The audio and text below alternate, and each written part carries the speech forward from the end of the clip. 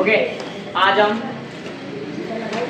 Verbs का next type जो है इनफाइनाइट वर्ब्स को स्टडी करेंगे।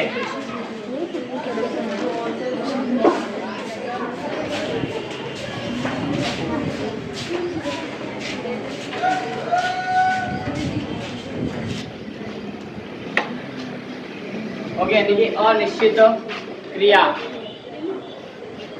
अनिश्चित क्रियाएं हैं अपने नेक्स्ट टॉपिक में। और ये क्या होती है, ऐसी कौन सी क्रियाएं जो इनफाइनाइट है किसी को पता?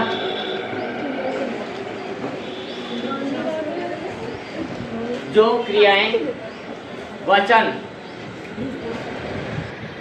कर्ता यानी पुरुष और काल के अनुसार परिवर्तित ना हो, ऐसी क्रिया को हम क्या कहेंगे?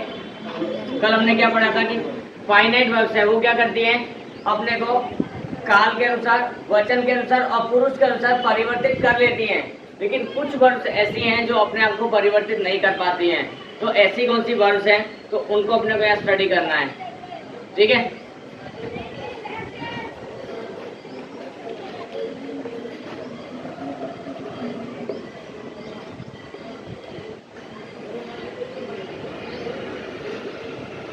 अनिश्चित क्रियाएं इनको कहा जाता है कि ये अनिश्चित है।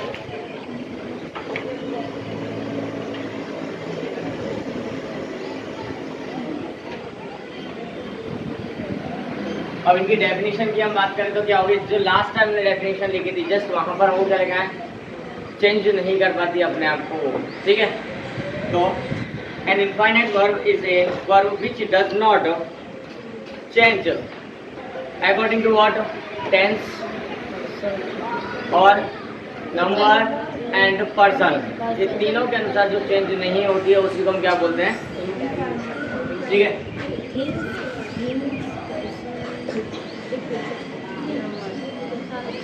N infinite verb is a verb which does not change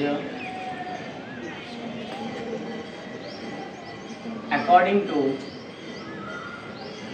what? Number 10. Yes, number, tense and person. Okay, ना तो टेंस के अनुसार बदलती है, ना ही नंबर के अनुसार और ना ही पर्सन के अनुसार, जो बदलती ही नहीं है उन पर इन सब का कोई असर होता नहीं है। ठीक है, of its subjects, of its subject और ऑब्जेक्ट के ऊपर इसके ऊपर कोई फर्क पड़ेगा नहीं, या तो सेंटेंस का। ठीक है, तो कर्ता के अनुसार ये सब चीजें कर्ता के अनुसार लगती है, तुमको पता होगा। तो पर्सन है वो भी क्या है, सब्जेक्ट के स्थान पर ही आता है। पर्सन यानी कि प्रोनाउन होता है वो सब्जेक्ट ही बनता है, तो उनके अनुसार ये चेंज होगा नहीं। तो अब इनके एग्जाम्पल किस तरह के हो सकते हैं? डायरेक्ट सेंटेंस से होगा, विदाउट सेंटेंस हम इनके एग्जाम्पल भी सीख सकते हैं नहीं है। तो एग्जाम्पल सेंटेंस में क्या हो सकता है?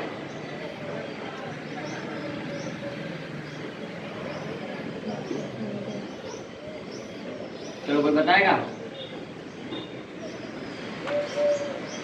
कोई नहीं।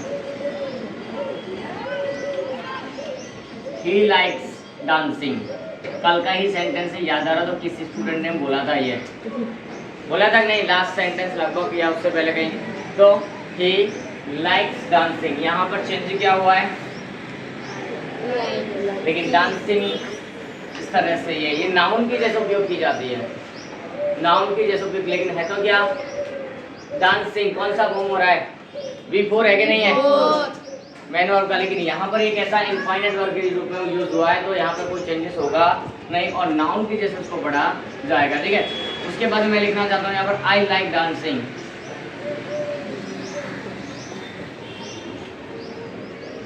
है कि नहीं? यहाँ पर देखो ये लाइक था, उसकी जगह क्या हो गया, किसको देखकर चेंज हुआ, ये पर्सन को देखकर। यहाँ थर्ड पर्सन था, थर्ड पर्सन और सिंगुलर था, यानी कि वचन भी देखा पर्सन भी देखा। तो ये एक वचन था, सिंगुलर था, इसके लिए क्या हुआ, एस के ये हमने लगाया। लेकिन यहाँ पर क्या है, ये बहुवचन है, क्या है बहुवचन। और जब बहुवचन है तो हम क्या लगाते हैं, एस के एस को नहीं लगाते, ओनली वर्ब की फर्स्ट फॉर्म यूज करते हैं। ये कौन सी फॉर्म थी, ये कौन सी फॉर्म है, चेंज हुआ कि नहीं हुआ। बट देखो यहाँ कोई चेंज नहीं दिखाई दे रहा है, यहाँ कोई चेंज दिखाई नहीं दे रहा। तो ये कौन सी है, इनफाइनाइट वर्ब है। ये कौन सी है, इनफाइनाइट। और ये कौन सी है, फाइनाइट वर्ब है। कौन सी है ये निश्चित क्रियाएं हैं और ये क्या है, अनिश्चित क्रियाएं। तो दोनों के अंदर डिफरेंस है हमारा। अब नेक्स्ट बात करें, यहाँ पर थोड़ा सा चेंज करते हैं और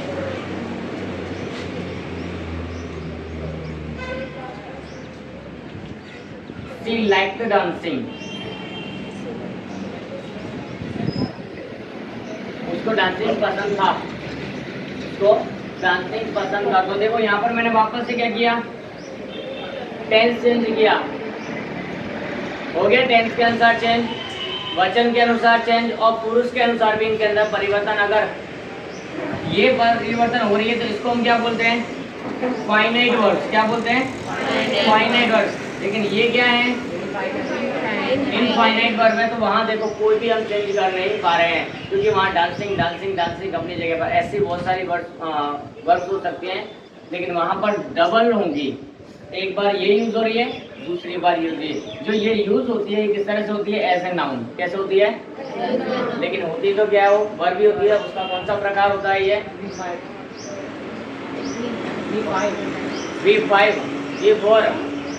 लेकिन इनको V4 भी नहीं बोल सकते हम, इनफाइनाइट बोलेंगे। अगर V4 होती तो फिर यहाँ आती, और उसके साथ में इज आ रहे हैं, बहुत है, एज है, बीच में से कोई आता।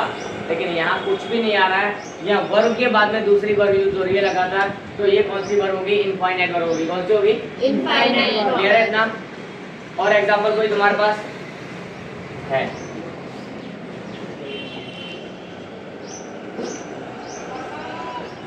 I want to learn English. I want to,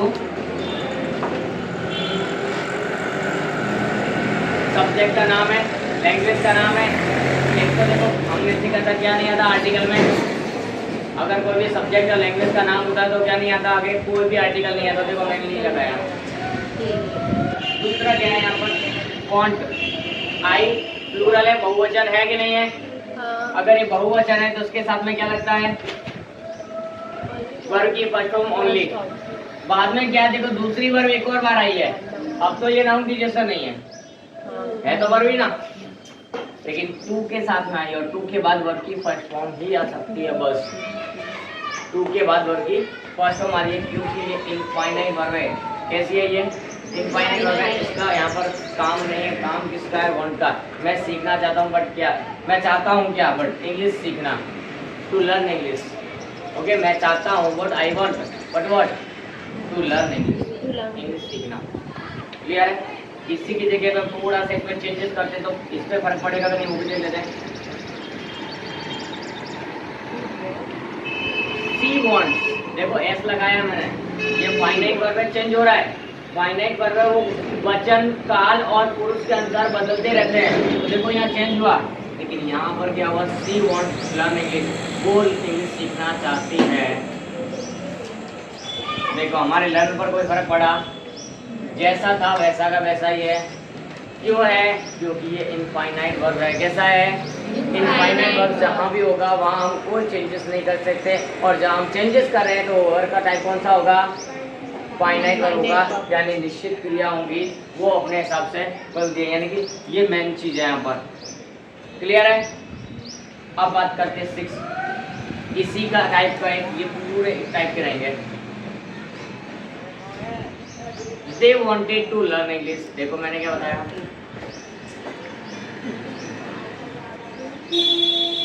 past tense आ गया, लेकिन लर्न को देखो, कोई भी टेंस आ रहा है, कोई भी वचन आ रहा है, बोल रहा मेरे को कोई फर्क नहीं पड़ता, मेरे को कोई फर्क नहीं पड़ता। देखो लर्न लर्न लर्न, कोई फर्क पड़ा नहीं पड़ा। लेकिन वॉन्ट देखो, यहाँ लगता, यहाँ लगता, यहाँ लगता। तो ये कौन सा हुआ, फाइनाइट वर्ब। कौन सा हुआ ये, फाइनाइट वर्ब। उसमें भी अलग अलग हो रहे हैं, ये V1 है, ये V5 है और ये V2 है कि नहीं है।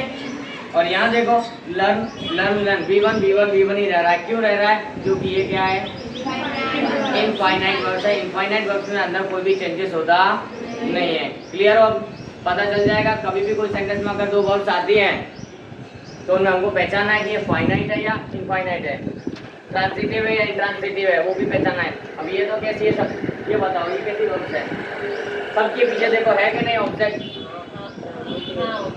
यहाँ है ऑब्जेक्ट क्या है, एज ए नाउन आ रहा है तो उसको भी ऑब्जेक्ट जाना जाएगा, ट्रांजिटिव वर्ब्स ही है सब, है कि नहीं है। अगर ये ट्रांजिटिव होती तो ये नाउन की जैसे उपयोग नहीं किया जाता, यहाँ तो डायरेक्टली ऑब्जेक्ट है ही, यहाँ पर ये नाउन की जैसे उपयोग हो रहा है तो इसको ही ऑब्जेक्ट काउंट किया जाएगा वर्ब से, ठीक है। अब आगे चलते थोड़ा सा, ये पक्का आ गया ना, कोई सेंटेंस एक्स्ट्रा और करवाने की जरूर है, मैंने शेयर करवाए हैं, बाकी तुम लोग कोई बोलना चाहता है तो पहले वो बोलो, चलो पहले तुम्हारे कोई भी बेटा बोलना चाहेंगे तो सेंटेंस, मंजू, राहुल जी दोनों, Khushi, Pratiksha, yes.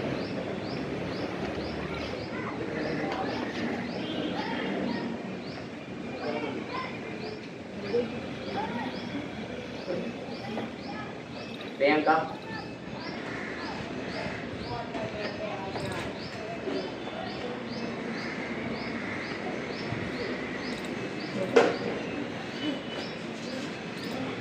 Rahul ji, You want to go Ahmedabad? ठीक है, वॉन्ट्स वाले में यूज हो सकता है। और कोई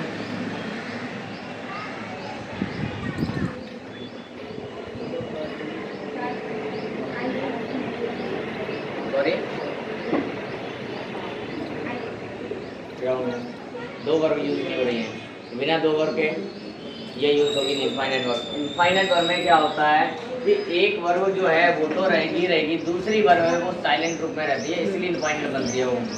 दूसरी क्या चीज़ है, इसमें कोई फर्क नहीं पड़ रहा, कोई फर्क पड़ रहा नहीं है इसके लिए, और इसका हम यहाँ पे यूज करें डायरेक्टली तो नहीं हो पा रहा है ना। हम लेके आई डांसिंग, होता है ऐसा आई डांसिंग, शी डांसिंग, नहीं, इस आर एम लगाना पड़ता है, उसके पहले लगाना पड़ता है क्या, वॉज पे लगाना पड़ता है, उसके पहले हेल्पिंग वर्ब की जरूरत पड़ती है। इनफाइनाइट वर्ब जब भी आएगी तो फिर हेल्पिंग वर्ब को साथ में लेकर आएगी तो मेन वर्ब बन जाती है, अपना रूप बदल लेती है। लेकिन अभी तो क्या है, इनफाइनाइट है। I want to bake cake, मैं केक पकाना चाहती हूँ, केक बनाना चाहती हूँ, I want to make cake हो सकता है, मतलब वॉन्ट शब्द है वहाँ पर ये हमको हेल्प कर सकता है, लाइक शब्द है ये हमारी हेल्प कर सकता है। यस बेटा, सी ड्रिंक्स कॉफी का इनफाइनाइट वर्ब कहाँ है इसमें बताओ, है कोई? I want to drink coffee तो हो सकता है मैं कॉफी पीना चाहती हूँ या चाहता हूँ, कहीं ना कहीं। ही वर्क्स हार्ड, बेटा इसमें भी कहाँ है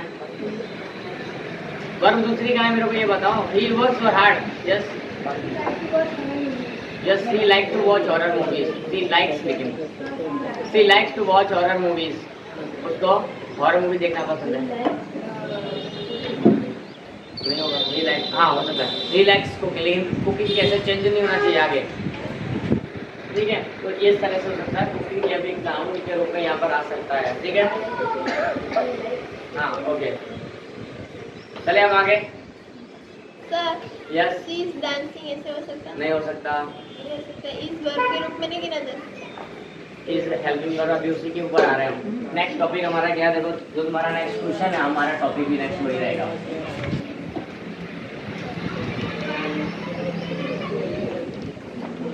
हेल्पिंग वर्ब का दूसरा नाम क्या बताया था भाई मैंने, किसी को याद है? ऑक्सिलरी बताया था ना।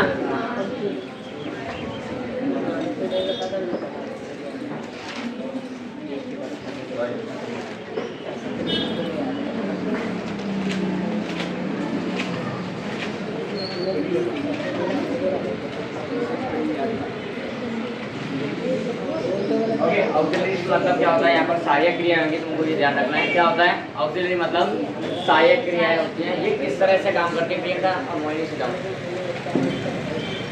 चलो बताओ। ऐसी क्रियाएं जो मुख्य क्रिया की मदद करती है सेंटेंस का स्ट्रक्चर बनाने में या सेंटेंस को ग्रामेटिकली सही करने के लिए, ये ग्रामर को शो करेंगे, तुम्हारे टेंस को शो करेंगे। हेल्पिंग वर्ड हमेशा किसके लिए होती हैं, टेंस शो करने के लिए, यही तो हमको बताती है हम कौन सा टेंस है। बाकी हमको डायरेक्टली अगर कोई वर्ब यूज करेंगे, जैसे अभी बोला डांसिंग, आई डांसिंग, सी डांसिंग, कहाँ पता चल रहा है कुछ, इस तरह का कोई वर्ड होता ही नहीं है ना। क्योंकि हेल्पिंग वर्ब नहीं है, डांसिंग डायरेक्टली नहीं लग सकता। आई एम डांसिंग हो गया, शी वॉज डांसिंग हो गया, शी विल डांस, फिर डांसिंग नहीं आएगा, she will be dancing at that time. तो इस तरह के सेंटेंसेस है वो स्ट्रक्चर होता है। लेकिन हेल्पिंग वर्ब क्या होती है, मेन वर्ब को हेल्प करती है, किसके लिए, सेंटेंस का अंदर टेंस पहचानने के लिए और सेंटेंस को फ्रेम करने के लिए भी उसी की जरूरत पड़ती है। यानी कि पूरा वाक्य बनाने के लिए सही ग्रामेटिकली राइट पड़ेगा, तो without helping verb you can't make a sentence right. हाँ, यहाँ पर हो सकता है बस ये दो सिंपल पास्ट और सिंपल प्रेजेंट दोनों टेंस के अंदर हेल्पिंग वर्ब की जरूरत नहीं पड़ती, सिर्फ पॉजिटिव में। अगर ये भी नेगेटिव कर दिए जाए, अगर ये भी नेगेटिव कर दिए जाए तो यहाँ भी हमको किसकी जरूरत पड़ेगी भाई, हेल्पिंग वर्ब की। कैसे, चलो इसी को एक बार पहले नेगेटिव बना के दिखा देते हैं। ये है, चलो, he does not want to learn English, वो इंग्लिश सीखना नहीं चाहता। देख हो गया कि नहीं हो गया, यहाँ पर क्या लगाया भाई, डज नॉट, किसके लिए लगाया, वांट तो लेकिन अपनी जगह पर आया कि नहीं आया, एक्स्ट्रा क्या लगा, ये क्यों लगा, हेल्पिंग वर्ब इसके लिए, लेकिन मैं सीखा नहीं रहा था इसलिए मैंने इसका एग्जाम्पल भी नहीं लिया था। अब इसकी जरूरत पड़ रही है हमको, इसके बिना तुम सेंटेंस बना के दिखाओ तो टेंस बदल रहा है। अगर नेगेटिव बनाओगे तो डू और डज लगाना पड़ेगा, इंट्रोगेटिव बनाओगे तो डू और डज लगाना ही पड़ेगा, WH बनाओगे तो लगाना पड़ेगा, वर्ब वहाँ कुछ नहीं करेगी अकेली भी। तो हेल्पिंग वर्ब भी इतनी ही जरूरी है जितनी तुम्हारी वर्ब है, क्योंकि टेंस को हमको आइडेंटिफाई करना है कि ये सेंटेंस है, कोई वाक्य हम बोल रहे हैं वो किस टेंस से बिलोंग करता है, तो हमको पहले उसके लिए पहचानना पड़ेगा कि हमारी हेल्पिंग वर्ब्स कौन कौन सी हैं। जब पहले टेंस पढ़ाया जाता है तो हेल्पिंग वर्ब सबसे पहले बताई जाती है कि ये हेल्पिंग वर्ब इस टेंस की है, अदरवाइज तुम्हारा टेंस अधूरा ही है कि नहीं है। ठीक है, तो ये देखते हैं।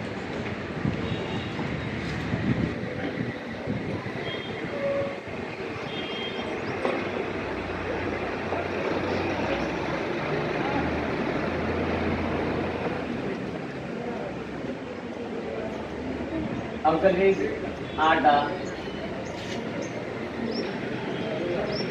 Verb that helps the main verb, वो क्या करती है भाई, मुख्य क्रिया जो होती है, हमने पहले पढ़े थे मेन टाइप्स, क्या पढ़े थे, मेन वर्ब और दूसरा हेल्पिंग वर्ब, यही तो पढ़ा था।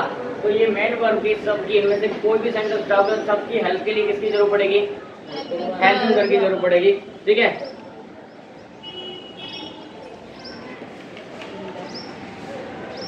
In the formation of sentence, वाक्य की रचना में हेल्पिंग वर्ब किसकी जरूरत पड़ती है, वाक्य की रचना के लिए। In the formation of sentence, वाक्य की रचना में सहायक क्रिया है, ये मुख्य क्रिया की मदद करती हैं, हेल्प करती हैं। इस तरह की वर्ब जो होती है इसको हम क्या बोलेंगे, हेल्पिंग वर्ब। क्लियर है इतना, इसके डेफिनेशन और कुछ होते नहीं है, यही इसका अर्थ है, ये समझ लेना। ठीक है,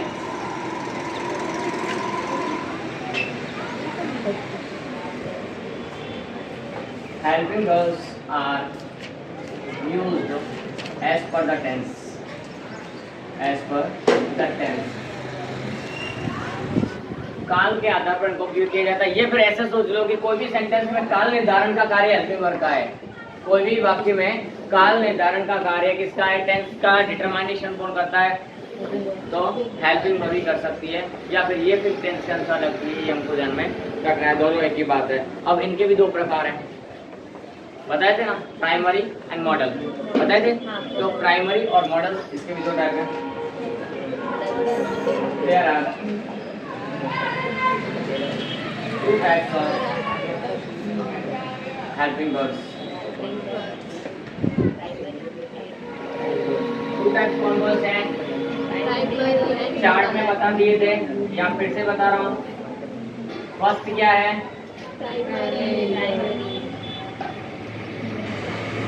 प्राइमरी हेल्पिंग वर्ब्स, और सेकंड क्या है, मॉडल्स। ठीक है, मॉडल्स फिक्स है, इंग्लिश में मॉडल्स कितनी है, 13, कितनी है, 13, और उसके सिवा जो भी है वो सब क्या है, प्राइमरी। ठीक है, तो दोनों को अपने को देखना है। पहले आप किसकी तरफ चलेंगे? अपने प्राइमरी की तरफ।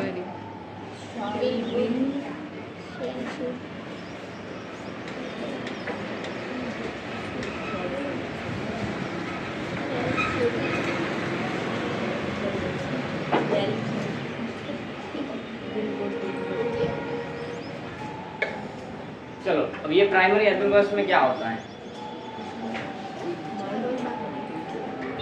इसमें भी अलग अलग रूप है। एक है टू बी के रूप, जिसको तुम बोलते हो नहीं बोलते, टू बी के रूप वो अलग है। उसके बाद में टू डू के रूप है जो फिक्स है अपने, और उसके बाद में टू हैव के रूप है। यही लगाते हैं हम, मैं बता रहा हूँ कैसे। प्राइमरी हेल्पिंग वर्ब में कौन कौन सी चीज़ आती हैं? प्रेजेंट टेंस में अलग लगेंगी वो अलग, और पास्ट में लगेंगे वो अलग। और इसके बाद में अगर फ्यूचर की बात करो तो फ्यूचर में कोई भी प्राइमरी हेल्पिंग वर्ब का यूज किया जाता नहीं है। वो क्या होती है? सबके सब विल देख लो, चल देख लो, कौन है? दोनों। और इसके सिवा कोई हेल्पिंग वर्ब लगती हो तो बताओ, है कोई हेल्पिंग वर्ब लगती है तो फ्यूचर में विल से और सेल से स्टार्ट होता है कोई भी सेंटेंस होता ही नहीं होता, तो वो किस में चला जाता है भाई? मॉडल में। तो मैंने यहाँ पे दो ही टेंसों के नाम लिखे, प्रेजेंट टेंस और पास्ट टेंस। मैंने दूसरे किसी टेंस का नाम लिखा नहीं है। क्यों नहीं लिखा? क्योंकि इसके अंदर और होता भी नहीं है। हमको 3 स्वरूप ज्यादा याद रखने पड़ते हैं। एक टू बी के रूप, जबकि किसी गुजरात के सर के पास पढ़ोगे तो सभी स्वरूपों को टू बी के रूप कहेगा, लेकिन मैं बोलता हूँ टू बी के सभी स्वरूप नहीं है, टू डू के भी हैं और बाद में टू हैव के भी हैं। टू डू अलग है, टू बी अलग है और टू हैव अलग है। ठीक है, अब मैं इनकी स्टार्टिंग करता हूँ कि कौन कौन से हैं कौन कौन से नहीं है। ठीक है, तो प्रेजेंट टेंस में इनमें से आते हैं इज, आर, एम। किसके? टू बी के स्वरूपों की हम बात करें तो किसमें आते हैं? Is, are, am. Past tense की हम बात करेंगे, बी टू बोलेगा तो क्या आता है? वॉज, वर। ठीक है, उसके बाद बात करें टू डू की तो डू और डज, डू और डज। उसके बाद में यहाँ क्या आएगा? डिड। इनका पार्टिसिपल भी होता है ना, याद आ रहा है? जो बीन है वो इसी का तो पार्टिसिपल है जो हम यूज करते हैं बार बार में, लेकिन टू डू का कोई पार्टिसिपल नहीं होता, सिर्फ किसका होता है? टू बी का ही पार्टिसिपल होता है। डू का हो गया और डू, डज और डिड। उसके बाद में क्या आएगा भाई? Have, has, have. और क्या हो जाएगा इनका? क्लियर है इतना? ये इनके प्रेजेंट और पास्ट में स्वरूप होते हैं। किसके? हमारी हेल्पिंग वर्ब के। हेल्पिंग वर्ब अभी कौन सी helping verb? Primary helping verb होते हैं।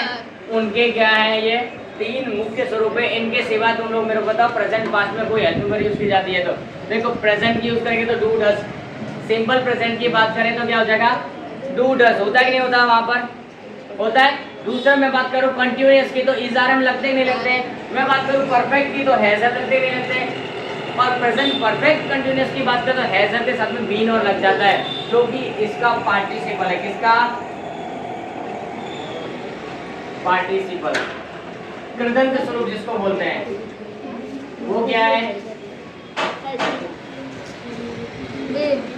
Is, are, am, was, were, और उसी का ये पार्टिसिपल स्वरूप होता है बीन। और इसका क्या होता है? डन, लेकिन कहीं यूज किया जाता नहीं, इसलिए मैं इसको कट करता हूँ, वो मेन वर्ब में चला जाएगा। हमको खाली एक याद रखना है जो कि इनके साथ यूज होगा तब परफेक्ट होगा, परफेक्ट कंटिन्यूअस होगा तभी सिर्फ। क्लियर है? अब हम पास्ट की बात करते हैं। सिंपल पास्ट में क्या होता है? वर्ब की सेकंड फॉर्म जो गई। अब उसी में नेगेटिव की बात करें तो क्या यूज होता है? Did not. डिड हो जाता है, यानी कि हमारा सेकंड फॉर्म यूज हुआ कि नहीं हुआ। और नॉर्मल में इंट्रोडक्शन के लिए सिंपल पास्ट में बात करें तो वॉज, वेयर वहां भी यूज होता है। कंटिन्यूअस में बात करें तो वॉज, वेयर प्लस वर्ब की फर्स्ट फॉर्म आती नहीं आती है, प्लस आईएनजी उसके अंदर वॉज, वेयर आएगा कंटिन्यूअस में। फिर हेड और हेड कहाँ आएगा? परफेक्ट में। आता है नहीं आता? हेड में क्या आएगा? परफेक्ट आएगा और बीन साथ में परफेक्ट कंटिन्यूअस। क्लियर है कि नहीं? ये टेंस हमारे प्रेजेंट और पास्ट, खाली ये 3 चीजों से पूरे, हमको कोई एक्स्ट्रा लर्न करने की जरूरत पड़ती नहीं है। बात करते हैं फ्यूचर की, तो फ्यूचर के लिए तो सिर्फ मॉडल चलती हैं। कौन सी चलती है? मॉडल चलती हैं, तो वो वहाँ पे यूज की जाएंगी। लेकिन हमको अभी अगर प्राइमरी का सीखना तो प्राइमरी में सिर्फ इतनी है जो हमको याद रखनी है टेंस मैंने बता दिया है, प्रेजेंट में ये यूज होती है, पास्ट में यूज होती है। टेंस की बेसिक वीडियोस अपने पास ऑलरेडी अवेलेबल हैं, जिसको इनके बारे में डिटेल्स नॉलेज लेनी है वहाँ से आराम से ले सकते हैं। और जिन लोगों ने मेरे पास से पढ़ा हुआ है वो अपना नोटबुक से वापस से एक बार आप रिवाइज कर सकते हैं, ज़्यादा बेटर वहाँ रहेगा। ठीक है, मॉडल्स की हम बात करते हैं तो उसके लिए थोड़ा सा स्टॉप करना पड़ेगा।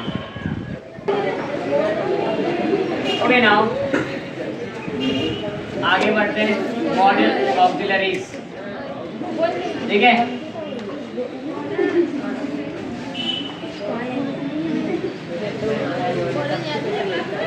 ठीक है, ये अपने क्या है मॉडल्स है, मॉडल ऑक्सिलरीज इनको बोला जाता है। इनकी संख्या कितनी है टोटल? 13 है। कौन कौन सी आप देख लेते हैं? Can, could, will, would. जोड़े से याद रखेंगे तो जल्दी याद होगी। Shall, should. Okay, may, might, must, ought to, उसके बाद में used to, उसके बाद में dare और need। 1 2 3 4 5 6 7 8 9 10 11 12 और 13 पूरी। ओके, ये क्या है अपने मॉडल्स हैं, मॉडल ऑक्सिलरीज इनको बोलते हैं। ये अपने फ्यूचर में यूज होती हैं। टेंस होते ही नहीं होते, इनके सिवा अपने को दूसरा कुछ यूज करना पड़ता नहीं। फ्यूचर टेंस में 4 में कंप्लीट हो जाएगा। पीछे जो अपने पुराने बोलेंगे बी लग सकता है, जो टू बी का रूप है वो इनकी हेल्प करेगा। हैव, टू हैव का रूप है वो इनकी हेल्प करेगा, क्योंकि विल हैव, शैल हैव। फिर बीन भी आएगा, will have been, shall have been. Okay, will भी, शैल भी कंटिन्यूस में अकेले नहीं आ सकते। ये अकेले तो सिर्फ आएंगे सिंपल फ्यूचर में, सिंपल फ्यूचर में, लेकिन उनको भी हमको आगे कंटिन्यू करना है। फ्यूचर कंटिन्यूस तो बी हेल्प करेगा, अकेले नहीं है। उसके बाद में परफेक्ट में कंटिन्यू करना है तो हैव इनकी हेल्प करेगा। फिर परफेक्ट कंटिन्यूस करना है तो विल, हैव और बीन वो भी हेल्प करेगा। नहीं एक साथ में 2 2 3 3 अपने को यूज करनी पड़ती है, क्योंकि फ्यूचर है अनसर्टेन। ठीक है, तो ये अपनी क्या है 13 मॉडल्स हैं। और मॉडल्स के अपने कुछ स्वरूप यहाँ देखे, देखो तुम लोगों ने यहाँ तक के स्वरूप जो तुमको दिखाई दे रहे हैं, इनके प्रेजेंट और पास्ट दोनों अलग अलग है। अब बोलोगे सब फ्यूचर में प्रेजेंट और पास्ट कैसे हो सकता है? तो मॉडल्स का उपयोग सिर्फ फ्यूचर टेंस के लिए नहीं किया जाता, और भी जगह किया जाता है। मैं बोल रहा हूँ पूरी स्पीकिंग है तुम्हारी, मोस्टली वो 13 काफ़ी है उसके लिए। स्पीकिंग सीखने के लिए तुमको ये 13 काफ़ी है। मोस्टली इनके यूज से हमारा काम चल जाता है, लेकिन प्रॉपरली राइटिंग के लिए हमको पूरी ग्रामर की जरूरत पड़ती है। टेंसेस के अंदर की बात करें तो सारे टेंसेस सीखने पड़ते हैं, किसके लिए? राइटिंग वर्क के लिए। अगर हम स्पीकिंग की बात करें तो मोस्टली यहाँ से हमारा काम चल जाता है, क्योंकि ये सबकी भूमिका निभाएंगे। अब देखना,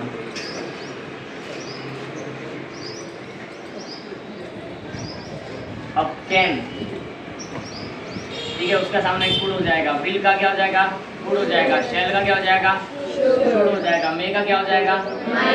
मस्ट एक ऐसा है जो कोई फर्क नहीं पड़ता, मस्ट का मस्ट रहता, प्रेजेंट हो या पास्ट हो, मस्ट का मस्ट रहता। उसके बाद में और बात करें तो ought to, कोई फर्क नहीं पड़ता। used to, कोई ऑलरेडी पास्ट में है, उसका कोई प्रेजेंट है ही नहीं, वहाँ used to सिर्फ पास्ट में यूज होगा। डेयर है, डेयर का डेयर हो जाता है, नीड का नीडेड हो जाता है, लेकिन मोस्टली इनका भी हम यूज पास्ट में नहीं करेंगे। कैन का क्या करेंगे?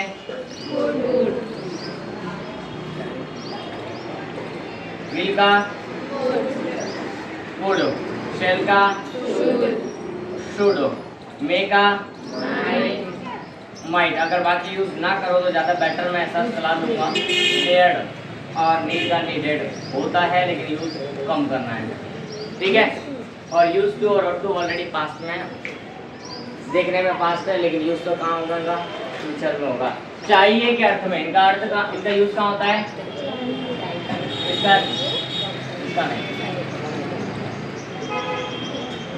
मॉडल्स को हम अगर डिटेल में एक पढ़ेंगे तो मोस्टली इनका उपयोग, शुड का उपयोग भी चाहिए के अर्थ में होता है, और गुड का उपयोग भी चाहिए के अर्थ में होता है, और टू का उपयोग भी किसके लिए होता है? मे और माइट है, ये संभावना के लिए होते हैं। इट माइट रेन टुडे, आज बारिश हो सकती है। इट माइट रेन टुडे, अब आज का दिन पूरा बाकी है, तो आज के डे के बारे में प्रेडिक्शन की गई, यानी कि संभावना के बारे में, प्रेडिक्शन के बारे में फोरकास्ट करना हो हमको, फोरकास्ट यानी कि भविष्य के बारे में कुछ कहना है, तो मे माइट का उपयोग ज़्यादा किया जाएगा। दूसरा, इनका उपयोग कहाँ किया जाता है? विनम्रता के लिए। किसके लिए किया जाता है? हमको अगर किसी को बहुत ही अच्छे से बात करनी है, हमको क्वेश्चन सेंटेंस बनाने के हैं, लेकिन WH वर्ड का नहीं बनाना है। Will you give me your pen please, क्या तुम मुझे अपनी पेन दोगे? तो ये बहुत ही विनम्रता के भाव से, और बिल को और भी ज़्यादा विनम्रता का भाव में बताना है, तो would you give me your pen please. है टेंस वही, क्या तुम मुझे पेन दोगे? वो देगा कि नहीं देगा बात अलग है तो फ्यूचर में यूज हो रहा है, लेकिन हम यूज किस तरह से करें? कोई प्रेजेंट में, कोई पास्ट में, विल और वुड, है कि नहीं? इस तरह से शुड का उपयोग होता है। You should respect your elders, तुम्हें तुम्हारे बड़ों की रेस्पेक्ट करनी चाहिए। You should respect your teachers, you should respect your parents, okay, you should follow the traffic rules, है कि नहीं? शुड का उपयोग हो रहा है वहाँ, तो चाहिए चाहिए चाहिए चाहिए क्या उनका हो रहा है, क्लियर है इतना? अब डेयर की बात करें, how dare you to take my pen, मेरा पेन लेने की हिम्मत तेरी कैसे हुई? होता है इस तरह का, कभी कभी बोल देते बिना पूछे पेन ले लिया और किसी ने, how dare you to take my pen. अब ये दोनों बहनें हैं, ये अभी बाजू में बिठा तो दिए, लेकिन बात क्या चल रही है दोनों के बीच में? मेरे बाजू में बैठने की हिम्मत कैसे हुई तेरी? बोलते सर ने बोला इसलिए बैठ गई हूँ, ठीक है? तो इस तरह की बातें कर रहे हैं। दूसरा, यूज्ड टू का क्या होता है? यूज्ड टू होता है कोई भूतकाल की आदत दर्शाने के लिए, भूतकाल की आदत दर्शाने के लिए, लेकिन अभी नहीं हो ऐसी आदत। जैसे कि Gandhi ji used to spin wheel, Gandhi ji चरखा काटा करते थे, तब की आदत है। Manish used to smoke 2 cigarette a day, पहले रोज 2 सिगरेट पिया करता था, अभी एक पीता है, ओके? आदत थी पहले की, अब छूट गई, अब एक की हो गई है, आगे ना। people used to fetch water from the wells, लोग हैं पहले कुएं में से पानी खींचा करते थे, लेकिन अभी तो नहीं खींचता, अभी तो सीधा बटन दबाते पानी ऊपर तक पहुंच जाता है। हो रहा है नहीं हो रहा है इस तरह का? तो ये सब चीजें हैं जो अपने को ध्यान में रखनी है, इन सब का उपयोग इस तरह से किया जाता है, ओके? अपने यूज करते मे आई कम इन सर, होता है नहीं होता? तो मे का यूज भी हो रहा है। तो ये मॉडल्स का उपयोग इस तरह से किया जाता है, हमको सबका उपयोग अलग अलग है, सबका उपयोग क्या है? अलग अलग है। अगर डिटेल्स में है तो उसके लिए अपने को अलग से चलना पड़ेगा, लेकिन हम अगर वर्ब्स का टॉपिक क्लियर कर रहे हैं तो इतना रखें तो ज़्यादा बेटर है। अभी कॉजल वर्ब्स बाकी है तुम्हारी, एक्स्ट्रा टाइप मैंने बताया था, वो क्या था? कॉजल वर्ब, वो भी हेल्पिंग वर्ब का ही एक भाग है, बताया था नहीं? प्राइमरी, मॉडल्स, मिडल में कॉजल वर्ब्स। अभी कॉजल वर्ब्स क्या होती हैं? जो कोई काम डायरेक्टली नहीं किया जा सकता, वो किसी और के थ्रू करवाया जाता है, तो उस वर्ब को हम क्या बोलेंगे? Causal verb. इस तरह का काम, इस तरह का एक्शन परफॉर्म करने के लिए कॉजल वर्ब की हेल्प ली जाती है। बाल कटिंग का काम है, मैंने बोला हेयर कट व्यक्ति खुद नहीं कर सकता है, दूसरे कुछ काम अपने को नहीं आते वो किसी और से करवाते हैं, तो इस तरह के काम है। बाइक रिपेयर करने का काम है, हम खुद तो नहीं करते हैं, करते क्या? नहीं कर सकते, तो वहाँ पर किस तरह के इनका उपयोग? कुछ बहुत सारी चीज़ें ऐसी जो हम खुद नहीं करते, दूसरों से करवाते हैं। जब कोई काम दूसरों के थ्रू करवाया जाता है तो वहाँ पर किसका उपयोग किया जाता है? कॉजल वर्ब का। किसका उपयोग किया जाता है? Causal verb. तो कॉजल वर्ब अपना बाकी है। अब कॉजल वर्ब में अगर हम बात करें तो कितनी है? 3 मैंने बताई थी और 2 भी हैं उसके अंदर एक्स्ट्रा। लेट, लेट का उपयोग भी किया जाता है। गेट, हैव, मेक तो इसकी सदा बाहर है, गेट, हैव, मेक। उसके बाद में लेकिन लेट और हेल्प 2 और हैं, ठीक है? तो किस तरह से उनका उपयोग किया जाता है थोड़ा सा देख लेते हैं।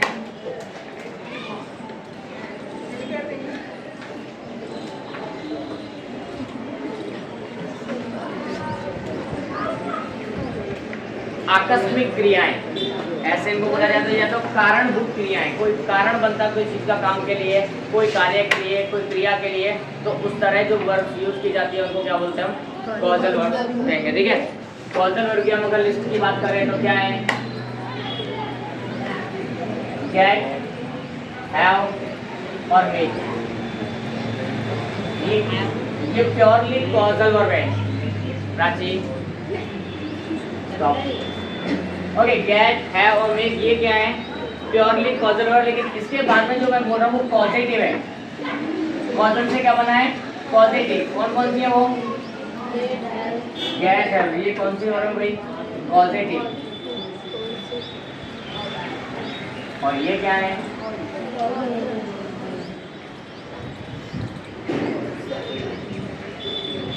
लेट का यूज कहाँ किया जाता है? चाहिए के अर्थ में नहीं, चले के अर्थ में नहीं। देखो अपने बोलते let's go for a long drive, let's go for a picnic, let's go, let's watch a movie, let's take a tea here, होते ही नहीं होते इस तरह। तो वहाँ पर हम क्या यूज करते हैं? लेट यूज करते हैं। ये क्या पॉजिटिव वर्ड है, ये कारण जबरदस्ती इसका कारण बनता है। हम सलाह देते हैं उसको, क्या देते हैं? सलाह कि ऐसा कुछ काम करें। अब सामने वाला हाँ बोले तो ठीक, नहीं बोले तो नहीं। तो लेट वहाँ होगा, हेल्प क्या होगा? इसी तरह का एक सेंटेंस होगा, help me out to come from the well, कुएं से बाहर निकालने में मेरी कोई मदद करो। अपने किसी की हेल्प बोलते हैं तब इसका यूज किया जाता है। ये हेल्प वो वर्ब वाला नहीं है, ये एक पॉजिटिव वर्ब वाला हेल्प है, दोनों में फर्क है। हेल्प यानी मदद करना और ये भी होता है मदद करना, लेकिन कैसा है? ये पॉजिटिव वर्ब में गिना जाता है। किस में गिना जाता है? पॉजिटिव वर्ब में इसका उपयोग हमको अलग से करना होता है। अब गेट हैव मेक के लिए तीनों के नियम अलग अलग है। गेट हैव मेक के लिए तीनों के लिए नियम, सेंटेंस का स्ट्रक्चर करने के लिए इनके कुछ स्पेसिफिक रूल्स हैं। ये सबको हम डायरेक्टली यूज़ कर लेते हैं, लेकिन उन कॉजल वर्ब्स को डायरेक्टली यूज़ नहीं किया जाता। इनको परफेक्टली इनका जो फॉर्मेट है उसी तरह से उपयोग करना बहुत ज़रूरी है। ठीक है, अब डिटेल में इनके बारे में करना है या नहीं करना है, ये डिसीजन तुम्हारा रहेगा। करना है डिटेल में, ठीक है।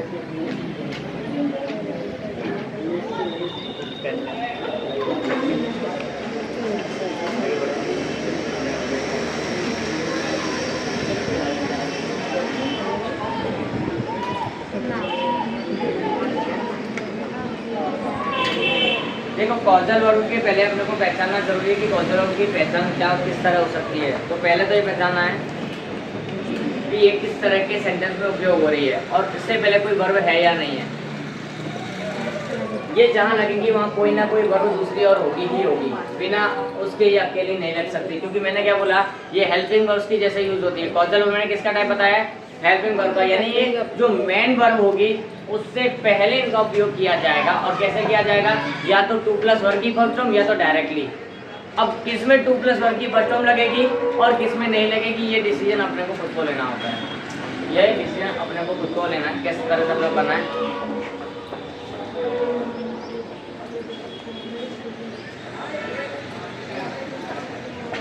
देखो हम पहले गेट की बात कर रहे हैं, किसकी? गेट किस तरह से यूज होता है। तो गेट को यूज करने के लिए हमको अगर इसमें वॉइस का भी इम्पोर्टेंट पार्ट है। अब बोलोगे वॉइस क्या है? सुना होगा वाच्य, एक्टिव वॉइस और पैसिव वॉइस। वॉइस के दो प्रकार हैं, मैंने लिखा A for active, B for passive voice. दोनों के लिए क्या अलग अलग है। तो एक्टिव वॉइस में इसका क्या हो जाता है, ये जब भी लगेगी गेट तो टू प्लस वर्ब की फर्स्ट फॉर्म के साथ लगती है। कैसा लगती है? टू प्लस वर्ब की फर्स्ट फॉर्म। और यही जब लगेगी तो डायरेक्टली पैसिव वॉइस में डायरेक्टली गेट लग जाएगा और जो दूसरी बार होगी मेन वर्ब उसका क्या लग जाएगा? थर्ड फॉर्म लग जाएगा। ठीक है, तो गेट हमारा इस तरह से यूज हो। उसके बाद में दूसरे की बात करें, हैव की बात करें हम, गेट हैव के अंदर हैज और हैव दोनों इसके स्वरूप गिने जाते हैं। हैज के अंदर हैज और हैव दोनों इसके स्वरूप गिने जाते हैं। तो हैव और मेक दोनों के लिए नियम है, वहाँ टू नहीं लगता। जब भी ये हैव और मेक लगेंगे वहाँ क्या लगेगा? डायरेक्टली वर्ब की फर्स्ट फॉर्म में वो आ जाएगी अगर वो एक्टिव वॉइस है तो। यहाँ टू उपयोग नहीं कहते थे। देखो गेट के अंदर क्या होता है, गेट के बाद में क्या लगेगा? टू, और उसके बाद में डायरेक्टली वर्ब की फर्स्ट फॉर्म आ जाएगी। लेकिन यहाँ क्या है? हैव और मेक दोनों आए, लेकिन वहाँ पर क्या आएगा? टू नहीं लगता, डायरेक्टली वर्ब जो है वो सेट हो जाती है। ठीक है, और पैसिव वॉइस में इनमें क्या होता है? इनके पैसिव वॉइस में क्या होगा? गेट एंड वर्ब की थर्ड फॉर्म डायरेक्टली। यहाँ पर इस तरह का पैसिव वॉइस में होता है या दोनों जगह ऐसा होता है। बस ये इसके रूल से यूज करने के। एग्जाम्पल की बात करूँ तो मैं 2-3 एग्जाम्पल तुम्हारे सामने यहाँ पर ले लेता हूँ। क्या करना है, गेट वाले में टू लगता है, गेट के बाद में तो ही दूसरी वर्ब आएगी, अकेली नहीं आएगी। अगर एक्टिव वॉइस है तो, और पैसिव वॉइस है तो डायरेक्टली आ जाएगी। गेट के बाद में सीधी वर्ब की थर्ड फॉर्म। कब? जब पैसिव वॉइस हो तब। अब बात करते हैं हैव और मेक की। तो हैव और मेक ऐसे दोनों के बाद में टू लगाने की जरूरत पड़ती है। सीधा क्या आ जाता है, वर्ब की फर्स्ट फॉर्म यूज हो जाती है, जो भी मेन वर्ब होगी हमारी वो, क्योंकि फर्स्ट सेकंड थर्ड फॉर्म तो किसकी होती है, मेन वर्ब की होती है ना, बताया तो था। मेन वर्ब भी कौन सी, फाइनाइट वर्ब होती है, उसी की होती है, ठीक है। और यहाँ पर क्या हो जाएगा, थर्ड फॉर्म डायरेक्टली लग जाता है, यानी कि यहाँ टू की जरूरत नहीं पड़ती, यहाँ टू की जरूरत पड़ती है। अब मैं कुछ सेंटेंस यहाँ पे ले रहा हूँ 2-3, वो तुमको देख रहे हैं।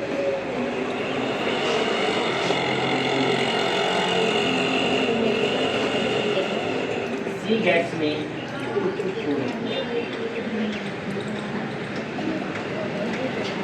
She gets me to cook food, यानी कि उसने मेरे से खाना बनवाया। देखो यहाँ पर जो सेंटेंस लिखा उसका हिंदी ट्रांसलेशन है, सेम वैसे नहीं होगा, वो चेंज हो जाता है।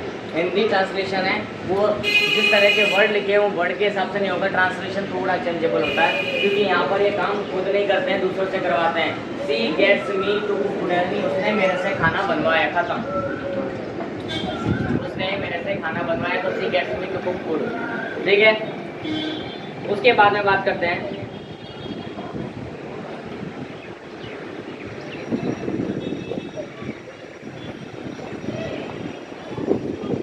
Please get someone to do my homework. कृपया मेरा होमवर्क करने के लिए किसी को ढूंढिए। गेट समवन, किसी को लाइए, यानी कि कोई मेरा काम करे, ऐसा, यानी कि डायरेक्टली खुद काम कर रहा नहीं है व्यक्ति यहाँ पर। दूसरा,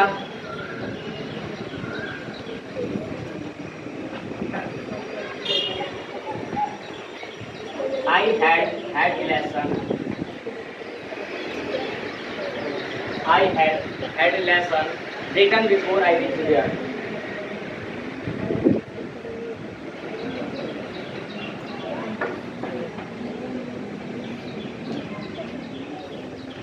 अब देखो यहाँ पे डबल हेड लगा, ऐसा गलती तो नहीं होगी डबल हेड लगा कर, मैंने बोला गलती नहीं हुई है।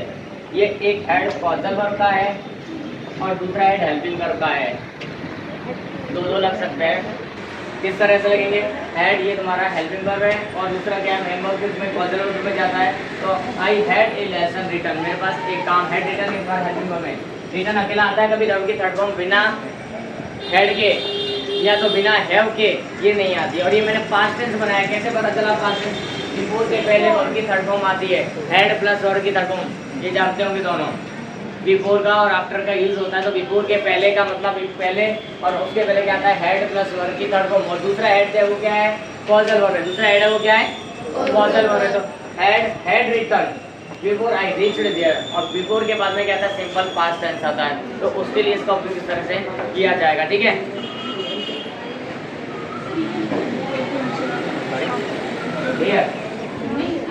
रीच्ड, पहुंच गया, आई मैं पहुंचा, उसके पहले मेरा होमवर्क वहाँ आई हैड हो गया था इस तरह का, लेकिन किसी और के द्वारा, यानी मैंने नहीं किया ना काम, लेकिन फिर भी काम हो गया, तो इस तरह का यहाँ सेंटेंस बनता है। कि व्यक्ति खुद का काम खुद नहीं करता है, किसी और के थ्रू करवाता है या किया हुआ होता है, तो इस तरह के सेंटेंस है। दूसरा देखो, teacher,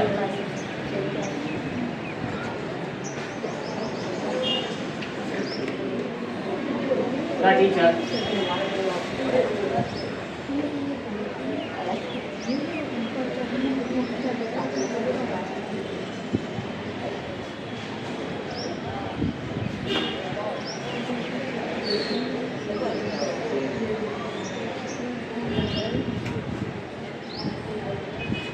the teacher made the late comer stand in the ground. Teacher ने जो लेट आने वाले विद्यार्थी हैं उनको बाहर खड़ा करवाया, कुछ थोड़ी किया, मेड लेट कमर्स को, ठीक है। और ये वर्ब की फर्स्ट फॉर्म, आइए देखो, एक्टिव वॉइस है टीचर, उसके लिए काम हो रहा है, गेट हैव मेड, और उसके बाद अगर पैसिव वॉइस होता तो जाता थर्ड फॉर्म हो जाता वहाँ पर, क्लियर है। तो ये गेट हैव और मेक तीनों के सेंटेंस मैंने तुमको एक एक बता दिए हैं, और भी कुछ है तो तुम लोग देख सकते हो, बोलो। इसके लिए पर्टिकुलरली अपने बाद में पूरा कॉजल का अलग से करेंगे, जब हमारे पार्ट्स ऑफ स्पीच पूरे हो जाएंगे तब, और मॉडल्स के ऊपर भी, क्लियर। क्योंकि दोनों का ये जो टॉपिक है डीप है, इस तरह से शॉर्ट में अगर ये टॉपिक को कंप्लीट करेंगे तो नहीं होगा। और अभी हमको दूसरे टॉपिक भी करने बाकी है पार्ट ऑफ स्पीच के, तो इनको दोनों को हम बाद में अलग से सेपरेटली करेंगे। क्लियर है?